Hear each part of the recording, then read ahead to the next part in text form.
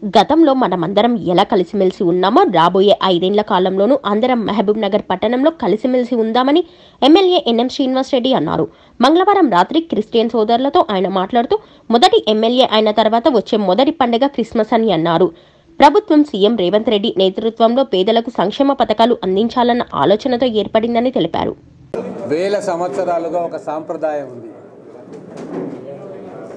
పండుగలప్పుడు పర్వదినాలప్పుడు మనకు కావాల్సిన వాళ్లకు, కుటుంబ సభ్యులకు లేదా మన కోసం పనిచేసే వాళ్లకు, మన గురించి మంచిగా ఆలోచించే వాళ్లకు ఇంటికి పిలిచి బట్టలు పెట్టే సాంప్రదాయం ఒకటి ఈ గడ్డ మీద ఎన్నో వేల సంవత్సరాల నుంచి కొనసాగుతూ ఉంది.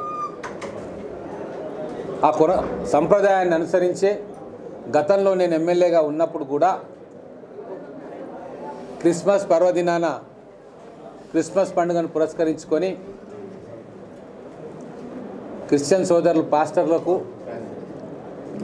బట్టలు పెట్టిన కార్యక్రమం ఆ రోజు చేసినాము. అలాగే ఉగాది పర్వదినాన మన దేవాలయాల్లో పూజలు చేసే అర్చక స్వాములకు, అలాగే రంజాన్ పర్వదినాన మసీదుల్లో మౌజన్లకు వాళ్ళకు కూడా ఆ రోజు నేను బట్టలు ఇచ్చే సాంప్రదాయం ఆ రోజు కొనసాగింది. బట్టలు ఇస్తున్నాము అంటే వాళ్ళందరూ కూడా మన కుటుంబ సభ్యుల్లాగా భావిస్తున్నామని, ఈ సాంప్రదాయాన్ని మళ్ళీ కొనసాగించాలని చెప్పి ఎమ్మెల్యే అయిన తర్వాత మొట్టమొదటి పండుగ మనకు క్రిస్మస్ పండుగ వచ్చింది. కాబట్టి మన పాస్టర్లందరికీ కూడా పిలిచి వారికి గౌరవించి నమస్కరించి బట్టలు పెట్టడం జరిగింది. ఇదివరకు చెప్పినట్టుగా బట్టలు పెట్టడం అంటే ఏదో మనం ఇస్తున్నట్టు కాదు, వాళ్ళు తీసుకుంటున్నట్టు కాదు.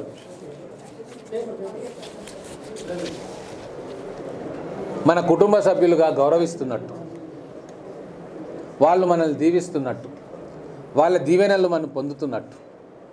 కాబట్టి ఈ సంప్రదాయాన్ని కొనసాగింపుగా ఈరోజు వాళ్ళందరినీ కూడా పిలిచి బట్టలు ఇవ్వడం జరిగింది. మన రాజ్యాంగంలో అన్ని మతాలు, అన్ని కులాలను సమానంగా చూసే రాజ్యాంగం మనం రాసుకున్నాం. ఎవరు పెద్ద కాదు, ఎవరు చిన్న కాదు, ఎవరి మత స్వేచ్ఛ వాళ్ళకు ఉంటుంది.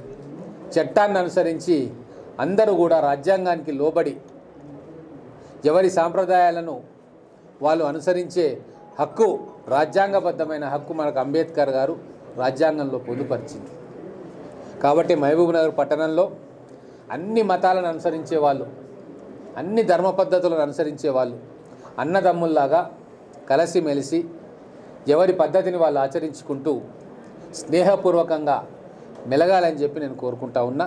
అందుకే ఈ సాంప్రదాయాన్ని, ఆ రాజ్యాంగాన్ని గౌరవించే వాటిలలో ప్రజాప్రతినిధిగా మేము ఉంటాం. కాబట్టి ఆ స్ఫూర్తిని తీసుకొని ఈరోజు మన క్రిస్టియన్ సోదరులకు ఈ కార్యక్రమాన్ని మొదలుపెట్టాం. తర్వాత ఉగాది రోజు, ఉగాది పండుగ పురస్కరించుకొని మన అర్చక స్వాములకు కూడా ఇదే రీతిన సత్కరించుకొని గౌరవించుకుంటాం. రంజాన్ పండుగప్పుడు మౌజన్లను కూడా ఇదే రీతిగా సత్కరించుకొని గౌరవించుకుంటాం. మీడియా మిత్రులకు ఒక విషయం చెప్పదలుచుకున్నా, నన్ను కలవడానికి ఎవరైనా వచ్చినా మర్యాదపూర్వకంగానో స్నేహపూర్వకంగానో బోకేలో, దండలో లేదా స్వీట్లో తీసుకొస్తూ ఉన్నారు. నేను వారికి మీడియా ద్వారా అందరికీ కూడా ఒకటే విజ్ఞప్తి చేస్తూ ఉన్నా, ఇప్పటి నుంచి దయచేసి మీరెవ్వరు కూడా నన్ను కలవడానికి వచ్చినప్పుడు బోకేలు కానీ, స్వీట్స్ కానీ, దండలు కానీ ఇటువంటివి ఏవి తీసుకురావద్దని చెప్పి మిమ్మల్ని కోరుకుంటా ఉన్నా. ఒకవేళ మీకు గుర్తుగా ఉండాలనుకుంటే లేదా గౌరవప్రదంగా ఏదైనా ఇవ్వాలనుకుంటే ఏదైనా చిన్నపిల్లలు చదువుకునే పుస్తకం కానీ లేదా ఏదైనా నోట్బుక్ కానీ ఇస్తే దాన్ని మన ప్రభుత్వ పాఠశాలలో చదువుకునే విద్యార్థులకు మళ్ళీ వాటిని తిరిగిచ్చే ఒక సాంప్రదాయాన్ని నెలకొల్పుకుందాం.